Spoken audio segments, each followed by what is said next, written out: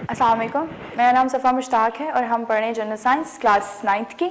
उसका हम chapter number 3 start किया है हमने, बायोकेमिस्ट्री एंड बायोटेक्नोलॉजी। और अभी जो हम उसका टॉपिक पढ़ने लगे हैं वो है एंजाइम्स। इसका इंट्रोडक्शन और मेटाबॉलिज्म हम पढ़ चुके हैं और अब हम पढ़ने जा रहे हैं इसका टॉपिक नेक्स्ट जो है क्या है, एंजाइम। अच्छा, एंजाइम का जो काम है, रोल है मेनली हमारी बॉडी के अंदर, वो ये फंक्शन परफॉर्म करता है एज अ कैटलिस्ट के तौर पर। तो इससे पहले हम कैटलिस्ट की डेफिनेशन देख लेते हैं। एंजाइम्स को हम बायो कैटलिस्ट बोलते हैं, यानी कि ज़िंदगी का कैटलिस्ट। तो कैटलिस्ट क्या होता है? एनीथिंग, कोई भी ऐसी चीज़ विच स्पीड अप, जो तेज़ कर दे केमिकल रिएक्शन को। खुद हिस्सा नहीं लेता बीच में, मतलब खुद कोई प्रोडक्ट नहीं बनाता। जो प्रोडक्ट बनता है एंड पे, रिजल्ट बनता है रिएक्शन के एंड पे। रिएक्शन के देखिए, रिएक्शन में दो चीज़ें होती हैं, एक होता है रिएक्टेंट,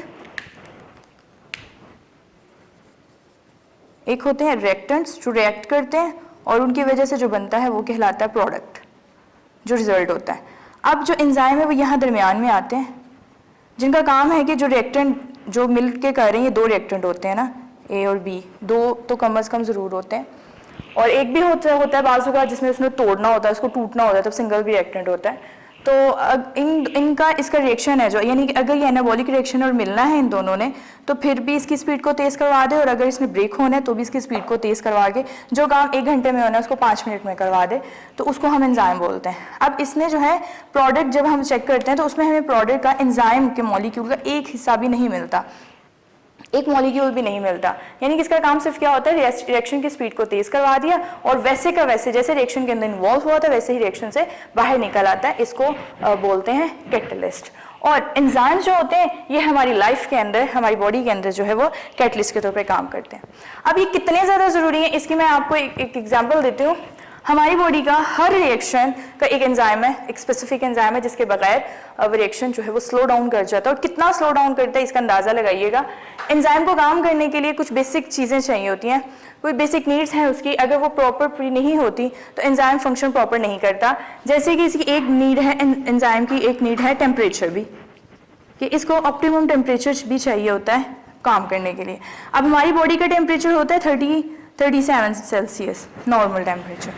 अब अगर इससे थोड़ा सा भी टेम्परेचर ज़्यादा हो जाता है तो हमें बुखार हो जाता है, फीवर हो जाता है। और जब फीवर होता है तो रिएक्शन या तो एंजाइम ठीक तरीके से काम नहीं कर रहे, क्योंकि ये टेम्परेचर उनके लिए फेवरेबल नहीं है, वो काम नहीं कर सकते। देखें ना, आपको भूख लगती है, ना खाने को कुछ दिल करता है, ना उठने को दिल करता है, इतनी सुस्त हो जाती है बॉडी। ये सारी जो सुस्ती है बॉडी की और ये सारा जो निज़ाम है ख़राब होने के सबब क्या होता है, क्योंकि एंजाइम डिस्टर्ब हो गया, एंजाइम अपना काम नहीं करे, रिएक्शन स्लो डाउन करे। यानी इतने ज़्यादा ज़रूरी है ये हमारी जो है वो बॉडी में। अब उसके बाद हम बाकी चीज़ें देखते हैं। तो डेफिनेशन देख लें पहले एंजाइम की, इसके साथ पहले हमने कैटलिस्ट की डेफिनेशन देखी है, अब हम एंजाइम की डेफिनेशन देख लेते हैं। एंजाइम की जैसे कि अभी हमने जिक्र किया कि ये बायोकैटलिस्ट है, यानी कि बॉडी के अंदर ये क्या करते हैं, रिएक्शन की स्पीड को तेज करते हैं। मतलब एनाबॉलिक और कैटाबॉलिक रिएक्शंस जो बॉडी के अंदर हो रहे होते हैं ये उनकी स्पीड को क्या कर देते हैं, तेज कर देते हैं। अब नेचर की बात करें, प्रोटीन्स क्या होते हैं, एंजाइम्स क्या होते हैं। एंजाइम्स जो हैं ये प्रोटीन्स हैं। एंजाइम्स क्या है, ये प्रोटीन्स है नेचर में, यानी कि जितने भी मॉलिक्यूल बॉडी के अंदर एज ए कैटलिस्ट काम करते हैं, एज एंजाइम काम करते हैं, वो सारे के सारे प्रोटीन्स होते हैं। ठीक है, यानी कि जितने भी एंजाइम्स हैं वो सारे प्रोटीन्स हैं, बट जितनी प्रोटीन्स हैं वो एंजाइम्स नहीं है, ये याद रखना आपने। हर प्रोटीन एंजाइम के तौर पे काम नहीं करती, लेकिन जो एंजाइम के तौर पे काम करती है वो होती ही प्रोटीन है। ठीक है, यानी कि इसकी नेचर क्या हुई, प्रोटीन। इसके बाद दूसरी बात करें, ये स्पेसिफिक होते हैं, इनकी स्पेसिफिसिटी की बात कर लेते हैं। स्पेसिफिसिटी का मतलब हर रिएक्शन, हर एक एंजाइम, यानी ये वन रिएक्शन वन एंजाइम।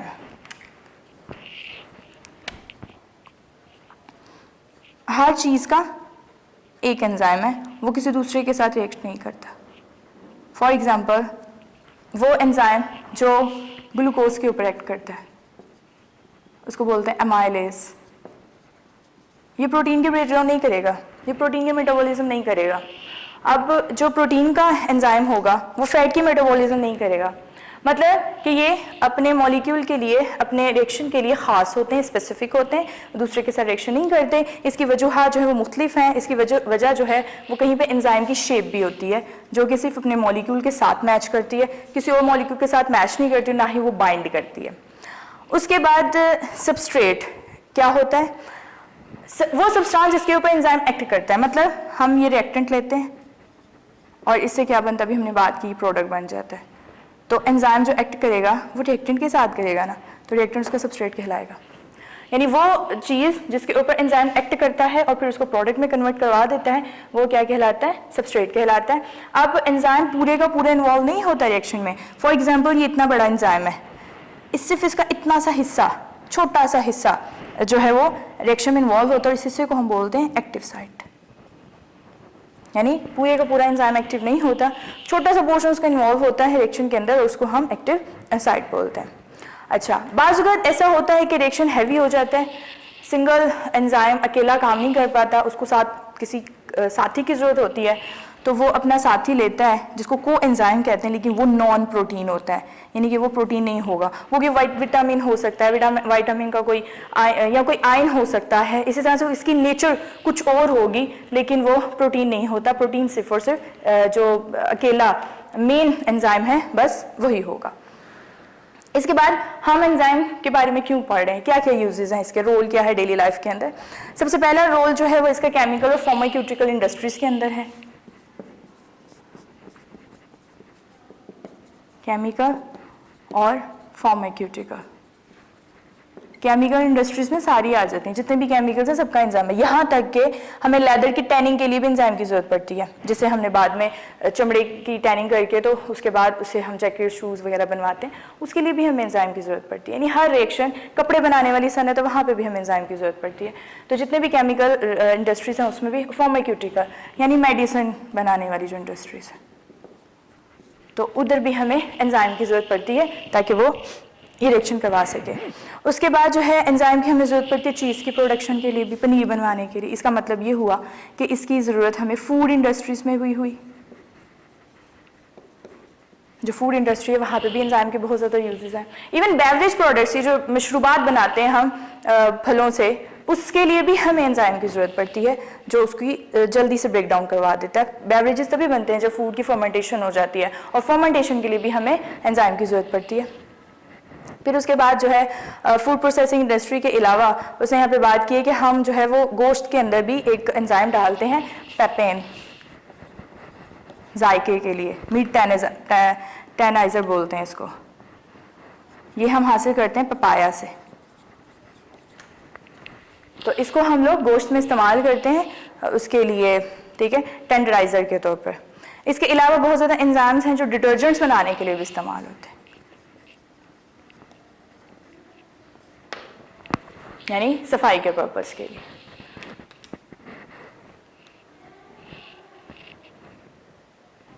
अभी हमने टॉपिक पढ़ा है, हम इसको एक दफ़ा दोबारा इसकी समरी चेक कर लेते हैं।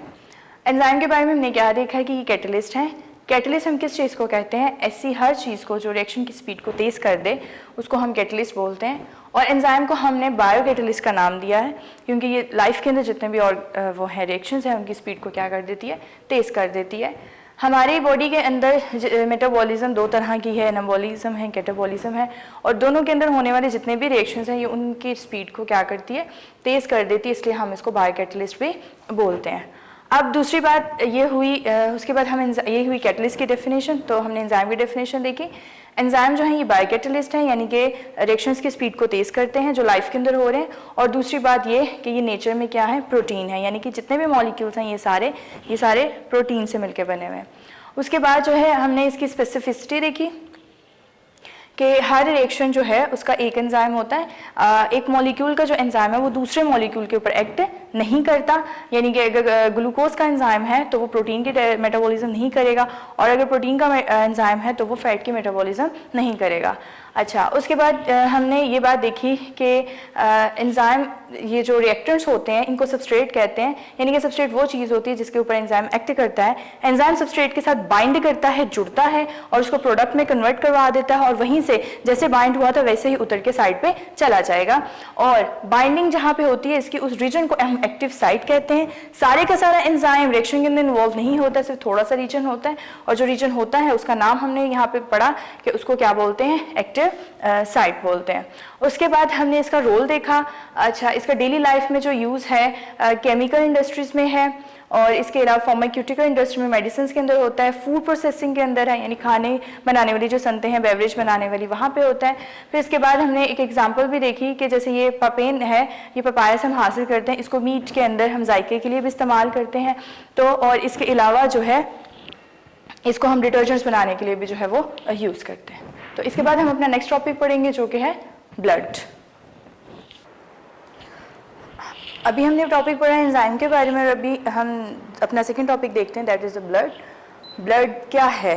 ब्लड जो है, इसको ये कहना भी जो है वो गलत नहीं होगा कि ये ज़िंदगी का दरिया है, यानी ये लाइफ के अंदर जो है उसका इम्पोर्टेंट हिस्सा है, उसके अंदर फ्लो करता है, मीडियम है उसके अंदर ट्रांसपोर्ट के लिए।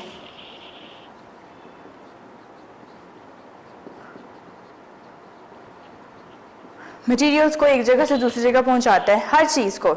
आप सांस लेते हैं, हम ऑक्सीजन को इनहेल करते हैं लंग्स के थ्रू, वो ऑक्सीजन जो है वो डिज़ोल्व हो जाती है, एब्जॉर्ब हो जाती है ब्लड के अंदर और ब्लड उसको फिर ट्रांसपोर्ट करके हीमोग्लोबिन के थ्रू जगह जगह पहुंचा देता है। इस तरह से आप फूड खाते हैं, फूड डाइजेस्ट होता है आपके एलिमेंट्री कैनाल के अंदर, मैदे में, छोटी आंत में, बड़ी आंत में, और उसके बाद छोटी आंत से खाना चला जाता है उसके अंदर ब्लड के अंदर। ब्लड उसको पूरी बॉडी में अंदर सर्कुलेट करता है और उसको जगह जगह पहुंचा देता है। तो इस तरह से जो ब्लड है ये हमारी ट्रांसपोर्ट का जो है वो काम करता है। इसके फंक्शंस को यहाँ पे अभी हमने पढ़े हैं वैसे, लेकिन एक लाइन में देख लेते हैं। ब्लड जो है ये हार्मोन्स को कैरी करता है, एक जगह से दूसरी जगह पहुँचाता है। ब्लड जो है ये एंटीबॉडीज़ को कैरी करता है और उनको एक जगह से दूसरी जगह पहुँचाता है। ये गैसेस को की ट्रांसपोर्ट करता है। ये फूड की, डाइजेस्टेड फूड की जो है वो ट्रांसपोर्ट करता है। तो ये कुछ इसके बेसिक चीज़ें हैं जो इसके फंक्शंस में शामिल हैं। अब इसके कंपोनेंट्स की बात कर लेते हैं, स्ट्रक्चर की बात कर लेते हैं। तो इसके कंपोनेंट्स जो हैं उसके अंदर दो चीज़ें आती हैं। एक इसके अंदर प्रेजेंट होता है ब्लड प्लाज्मा और दूसरी चीज़ इसके अंदर ब्लड मौजूद होती है सेल, ब्लड सेल। मतलब आप एक थोड़ा सा ब्लड लेते हैं और इस ब्लड में से सारे के सारे जो सेल्स हैं उन्हें माइनस कर देते हैं, यानी निकाल देते हैं इसके अंदर से। उसके अलग तरीके होते हैं, उसके लिए हम इसके अंदर वो एक सीरम डालते हैं जिससे जितने भी सारे जो डेंसर चीज़ें होती हैं, यानी कि जो सेल हैं वो डेंस हैं, वो नीचे बैठ जाते हैं, प्लाज्मा ऊपर रह जाता है और अब इसको सेपरेट आउट कर लेते हैं। अच्छा, उसके बाद जो पीछे बचता है वो क्या होता है? प्लाज्मा, यानी कि इस तरह से सेपरेट हो जाता है, सेल सारे नीचे बैठ जाते हैं, प्लाज्मा ऊपर आ जाता है, ये सेपरेट हो जाता है। इस प्लाज्मा में से भी आप एक और चीज़ माइनस कर दें, एक प्रोटीन है इसके अंदर जो है फिब्रिनोजन।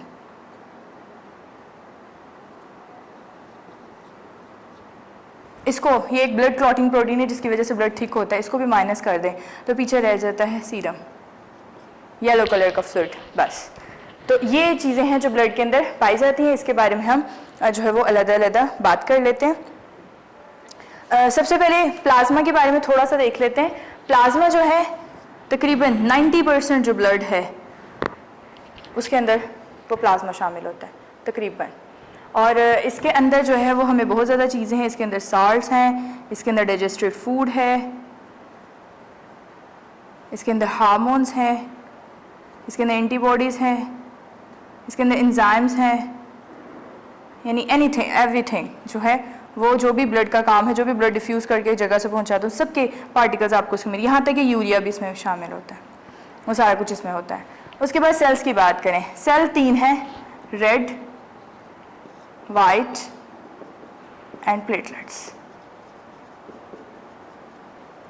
रेड सेल्स जो हैं इनका काम होता है, इनके पास, इनके मिड में जो है ना, ये वाहिद सेल है जिनके मिड में न्यूक्लियस नहीं है।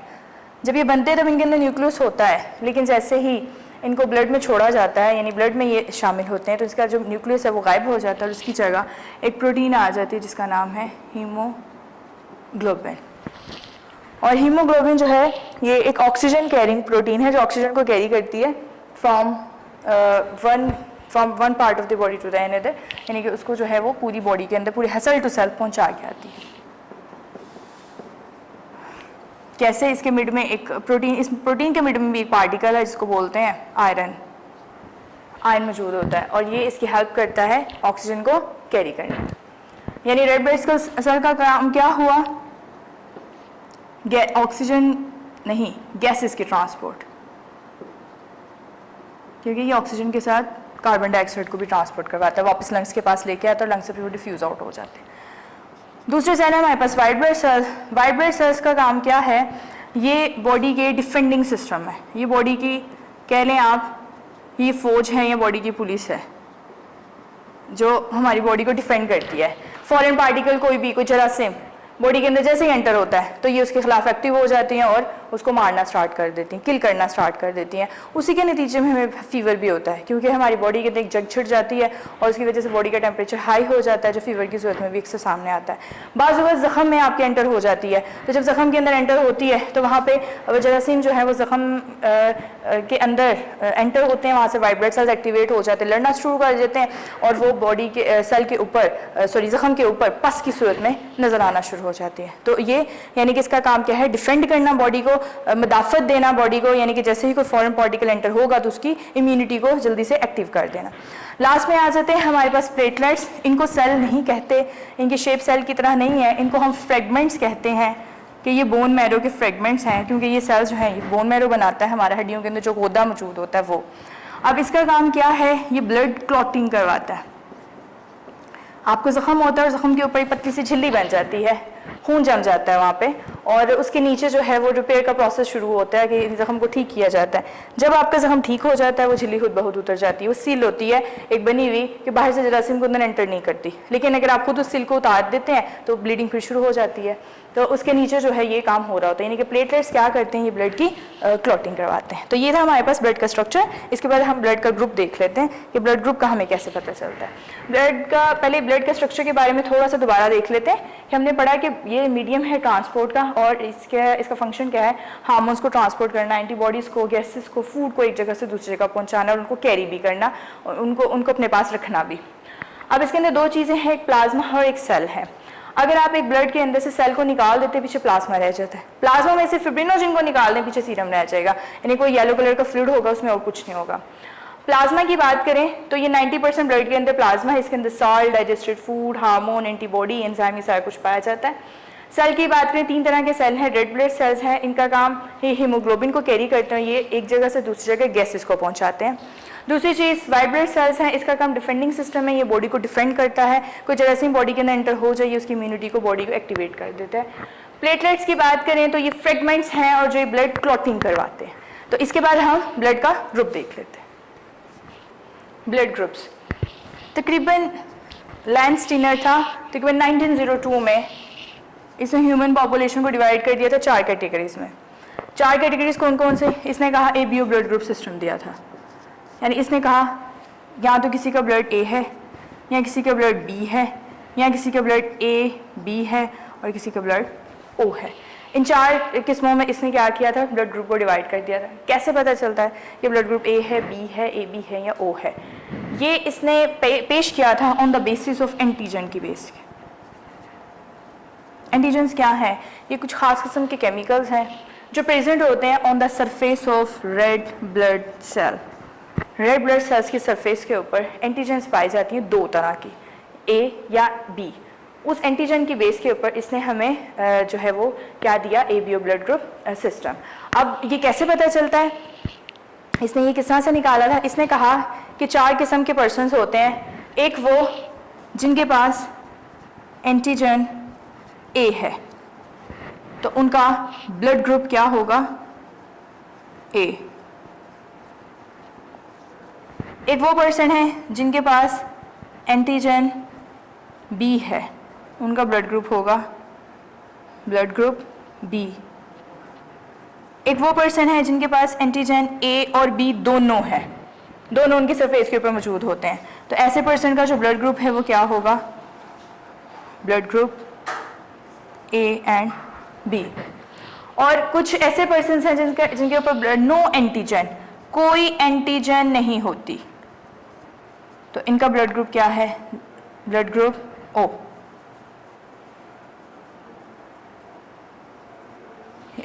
तो ये 4 किस्म के जो ब्लड ग्रुप हैं ये इसने हमें जो है वो दिए थे।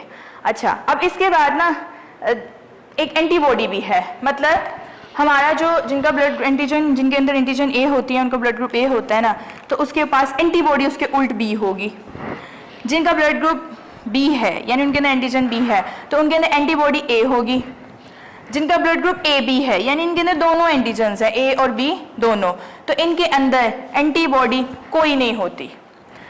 और जिनके अंदर कोई एंटीजन नहीं है यानी इनका ब्लड ग्रुप ओ है और इनके अंदर दोनों एंटीबॉडीज मौजूद होंगी। ठीक है, इस बेस के ऊपर इसने हमें ये दिया था। और इस तरह से उसने हमें एक और बात भी बताई कि ये जो ओ ब्लड ग्रुप वाले हैं इनको यूनिवर्सल डोनर कहते हैं, यानी कि ये किसी को भी अपना ब्लड ग्रुप दे सकते हैं। उसकी वजह क्या है कि इनके पास कोई एंटीजन नहीं है। एंटीजन अगले बंदे के ब्लड में जाके उसकी एंटीबॉडी को एक्टिवेट कर देती है, जो फटाफट उसके एंटीजन के साथ रिएक्ट करके खत्म कर देगी।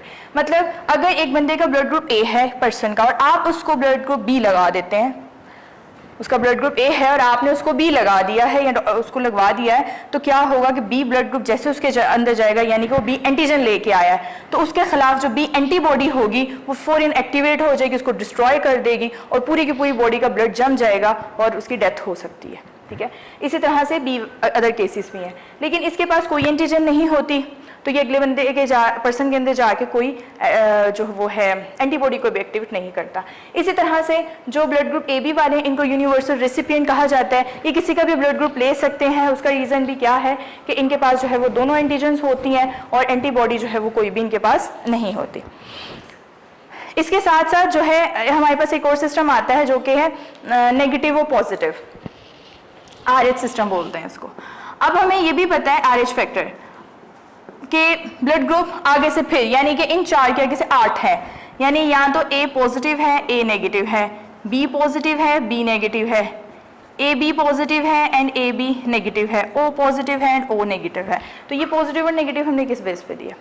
अब हमें क्या पता चला कि उसने हमें ये भी बताया कि रेड ब्लड सेल्स की सरफेस के ऊपर एक और फैक्टर होता है जिसका नाम है RH फैक्टर। इसने इसको RH फैक्टर का नाम इसलिए दिया क्योंकि सबसे पहले जिसको डिस्कवर किया था वो रीसस मंकी से किया था और उसके नाम की बेस के ऊपर हमने इसको RH फैक्टर का नाम दे दिया, यानी कि वो एंटीजन के साथ प्रेजेंट होता है। अब वो वाले ब्लड ग्रुप, वो वाले पर्सन जिनके साथ एंटीजन भी है और RH फैक्टर भी है, यानी एंटीजन A है साथ में RH भी फैक्टर भी है, तो वो A पॉजिटिव है। एंटीजन A है लेकिन RH फैक्टर नहीं है तो A नेगेटिव है। इसी तरह से इधर भी B एंटीजन है और साथ में RH फैक्टर भी है, B पॉजिटिव है। एंटीजन B है लेकिन RH फैक्टर नहीं है तो B नेगेटिव है, और इस तरह से अदर जो है वो भी मौजूद है। अब बात यह है कि जब ये वाले जो ABO ब्लड ग्रुप सिस्टम है और RH फैक्टर, इन दोनों में ब्लड ट्रांसफ्यूजन डिफरेंट तरह से है, इनको हम शुरू से ही नहीं लगा सकते। यानी जैसे ही जो है हम दुनिया में आते हैं, एंटीजन A है तो एंटीबॉडी B खुद ब खुद बॉडी के अंदर नेचुरली तौर पे प्रेजेंट होती है, हम नहीं ब्लड ग्रुप लगा सकते। ऑपोजिट RH सिस्टम का थोड़ा सा डिफरेंट है। वो क्या है कि इसकी एंटीबॉडी, अगर पॉजिटिव को आप नेगेटिव वाला ब्लड लगा देते हैं तो इसकी एंटीबॉडी पहली दफा के बाद जो दूसरी दफा होगा तो उस टाइम पे ये रिजेक्ट कर देगी, बॉडी पहली दफा एक्सेप्ट कर सकती है, क्योंकि पहली दफा इसके अंदर एंटीबॉडी नहीं होगी। इसकी एंटीबॉडी तब तक नहीं बनती जब तक ये बॉडी एक्सपीरियंस नहीं करती, यानी कि जब पहली दफा मिक्स होगा ब्लड फिर वो एंटीबॉडी बना लेगा, लेकिन दूसरी दफा फिर वो उसको रिजेक्ट कर देगा क्योंकि वो पहले से मौजूद होगी ऑलरेडी एंटीबॉडी। नेचुरली तौर पर इसका मतलब हुआ कि RH फैक्टर की एंटीबॉडी बॉडी में मौजूद नहीं होती। तो ये हमारे यहाँ पे टॉपिक था about the blood group and about the blood, जिसके बारे में हमने डिटेल में देख लिया, और नेक्स्ट टॉपिक हम इंशाल्लाह नेक्स्ट वीडियो में पढ़ेंगे। अल्लाह हाफिज। वीडियो पसंद आई तो लाइक करें, अपनी राय कमेंट करें। ऐसे ही मजीद वीडियोस के लिए हमारा चैनल सब्सक्राइब करें और बेल का आइकन दबाएं ताकि आपको हर वीडियो का नोटिफिकेशन मिलता रहे।